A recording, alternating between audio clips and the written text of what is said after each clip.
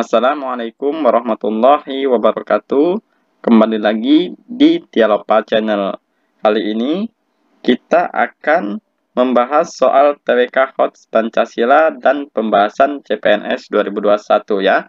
Soal-soal ini yaitu soal-soal terbaru sesuai kisi-kisi FR Tes TWK SKD CPNS 2021. Perhatikan ya teman-teman. Oke, langsung saja nomor 131. Makna yang terkandung dalam Sumpah Pemuda tanggal 28 Oktober 1928 adalah A. Mendorong persatuan dan kesatuan. B. Awal munculnya organisasi-organisasi kedaerahan. C. Titik puncak bahasa Indonesia. D. Berakhirnya perlawanan menantang penjajah. E. Berakhirnya perjuangan kemerdekaan. Jadi di 5 pilihan ganda ini kira-kira yang mana teman-teman? Makna dari Sumpah Pemuda tanggal 28 Oktober 1928. Oke, mari kita bahas ya. Makna Sumpah Pemuda tanggal 28 Oktober 1928 adalah mendorong persatuan dan kesatuan. Jadi jawabannya nomor 131 ini adalah A ya. Kak, di sini kok tiba-tiba nomor 131? Kenapa tidak nomor 1? Karena video ini adalah lanjutan dari video yang sudah saya upload kemarin. Jika teman-teman belum menonton videonya, silahkan teman-teman tonton video yang sudah saya rekomendasikan di sebelah kanan video teman-teman. Nah, ini silahkan diklik ya. Kita lanjut nomor 132. Kerukunan antar umat beragama diwujudkan dengan sikap A. Menghormati orang lain jika dirasa perlu. Nah, untuk yang A ini sudah janggal ini teman-teman jawabannya. Kenapa? Karena di sini ada kata-kata jika dirasa perlu. Berarti sudah pasti salah. Untuk yang B, jika perlu masuk agama lain. Ini juga lebih janggal ini ya jawabannya. Berarti yang B sudah pasti salah. Yang C, bagaimana harus menghormati agama sendiri. Nah, ini juga C salah karena ini suatu pernyataan. Nah, untuk yang D, saling memaafkan jika bertemu. Ini kemungkinan bisa. Yang E, menghormati agama lain dengan tetap teguh pada agamanya sendiri. Nah, kira-kira jawabannya antara yang D dan E. Sekarang kita bahas ya. Menghormati agama lain, tetap teguh pada agama tersendiri merupakan kerukunan antar umat beragama. Berarti di sini jawabannya adalah yang E ya. Sekarang kita lanjut nomor 133. Salah satu ciri khas sikap yang dimiliki bangsa Indonesia perlu kita laksanakan dalam kehidupan sehari-hari karena A. Merupakan kebiasaan suku bangsa. B. Merupakan ciri khas daerah tertentu. C. Dapat mewujudkan kesejahteraan bersama. D. Dapat mewujudkan ketenangan lingkungan. E. Dapat dijadikan arena berkumpul pada warga. Nah, ciri khas Indonesia itu apa teman-teman? Mari kita bahas. Salah satu ciri khas sikap yang dimiliki bangsa Indonesia adalah gotong royong. Kenapa? Karena melalui gotong royong, rakyat Indonesia dapat saling membantu baik dalam bidang ekonomi maupun sosial. Hal ini dapat mewujudkan kesejahteraan bersama. Jadi di sini jawabannya adalah yang C. Dapat mewujudkan kesejahteraan bersama. Sekarang kita nomor 134. Persatuan dan kesatuan bangsa perlu kita pertahankan serta dibina terus-menerus. Untuk itu, kita memerlukan perekat, pengikat, dan pemersatu yang berupa. Nah, di sini yang ditanyakan perikat, pengikat, dan pemersatu ya untuk bangsa Indonesia. Itu berupa apa, teman-teman? A. Asas senasib dan sepenanggungan. B. Bahasa pemersatu yaitu bahasa Indonesia. C. Semboyan Bhinneka Tunggal Ika. D. Falsafah Negara Pancasila. Dan E. Bendera Sang Merah Putih. Nah, kita bahas ya. Persatuan dan kesatuan bangsa perlu dipertahankan serta dibina terus-menerus. Untuk itu kita memerlukan perekat, pengikat, dan pemersatu yang berupa Bhinneka Tunggal Ika. Yang berarti walaupun berbeda-beda tetapi tetap satu jua. Berarti di sini jawabannya adalah yang C ya. Semboyan Bhinneka Tunggal Ika. Nomor 135, sikap toleransi antar umat beragama yang diperbolehkan adalah melalui cara A. Menghadiri peribadatan di rumah ibadah yang berlainan. B. Aktif dalam kegiatan ritual agama umat lain. Nah, jawaban A dan B ini sudah janggal ya teman-teman. Jadi sudah pasti salah. Nah, untuk yang C, menghadiri secara seremonial penganut agama lain. Nah, yang C ini sama jawabannya seperti A dan B. Berarti yang C juga salah. Sekarang yang D, menghargai umat agama lain yang sedang beribadah dengan tidak berbuat keributan. Yang E, mengatur tata cara beribadah secara bersama-sama. Nah, berarti jawabannya antara D dan E. Coba kita bahas.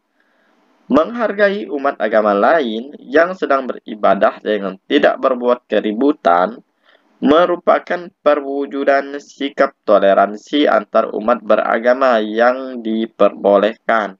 Berarti jawabannya adalah yang D ya. Nah, antara D dan E ini teman-teman yang tidak janggal. Jadi, salah satu tips triknya untuk menjawab soal TWK itu kita lihat dulu teman-teman. Jawaban yang janggal atau yang tidak janggal.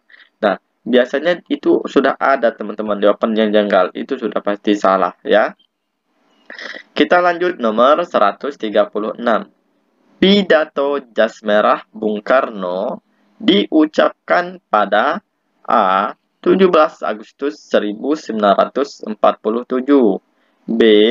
17 Agustus 1953, C. 17 Agustus 1959, D. 17 Agustus 1961, dan E. 17 Agustus 1966. Kira-kira jawabannya yang mana ini teman-teman untuk pidato Jas Merah Bung Karno? Kita bahas. Pada peringatan Hari Kemerdekaan 17 Agustus 1966, Presiden mengucapkan pidato di depan rakyat dari halaman Istana Merdeka yang dikenal dengan nama "Jangan sekali-kali meninggalkan sejarah", disingkat dengan Jas Merah ya.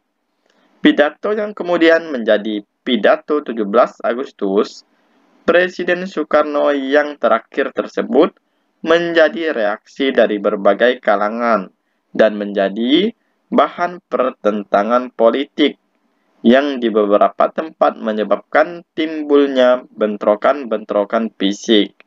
Jadi di sini pidato Jas Merah itu pada tanggal 17 Agustus 1966. Jawabannya yang E. Dan perlu diingat ya teman-teman, pidato Jas Merah ini adalah jangan sekali-kali meninggalkan sejarah, bukan jasnya Bung Karno yang merah ya. Paham ya?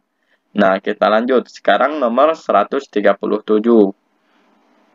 Ramainya perdagangan di Kepulauan Maluku mendorong timbulnya kelompok antar persekutuan dagang, yaitu Uli Lima dan Uli Siwa. Yang termasuk anggota dalam kelompok Uli Lima yaitu A. Ternate obi Bacan Seram dan Halmahera. B. Ternate obi Ambon Bacan dan Seram. C. Ternate tidure Seram dan Bacan. D. Tidure Halmahera Jahilolo Seram dan Ambon. Dan E. Ambon Jahilolo Pulau Makian Tidure dan Seram. Nah, kita bahas persekutuan Uli 5 disebut juga persekutuan 5 bersaudara, merupakan persekutuan dagang yang dibentuk oleh kerajaan Ternate yang merangkul Seram, Bacan, Obi, dan Ambon sebagai anggota persekutuannya. Jadi di sini jawabannya yang B ya, Ternate, Obi, Ambon, Bacan, dan Seram. Kita lanjut nomor 138. Peristiwa yang terjadi menjelang Perang Dingin berakhir yaitu A. Pecahnya negara Yugoslavia. B. Politik glasnost dan perestroika. C. Perang Iran-Irak. D. Perang melawan terorisme. Dan E. Hancurnya tembok Berlin. Kita bahas ya.